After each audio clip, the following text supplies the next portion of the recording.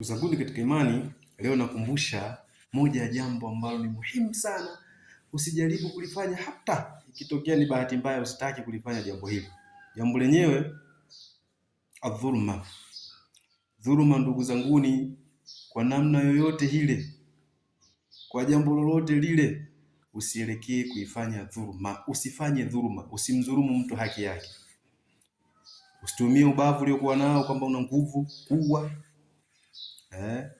Usitumie cheo, mamlaka uliokuwa nayo ukaona wewe una kila sababu ya kutaka kila kitu ambacho unakitaka basi unaweza kukipata, basi ikawa sababu ya kumdhulumu mtu mwingine. Hapana.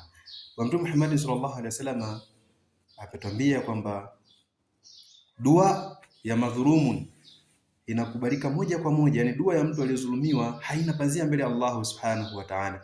Kwa kivyovyote vile, katika namna yote vile, usije ukamdhulumu mtu. Utaishi maisha dhiki katika dunia, utaishi maisha dhiki kaburini, lakini pia utakuja kupata shida siku ya Kiyama kutokana na adhabu za Allah subhanahu wa ta'ala. Dhulma, ukimdhulumu mtu hahitaji hata kuchukua uzu ili amshtakie Allah, hahitaji hata kusali raka mbili amshtakie Allah.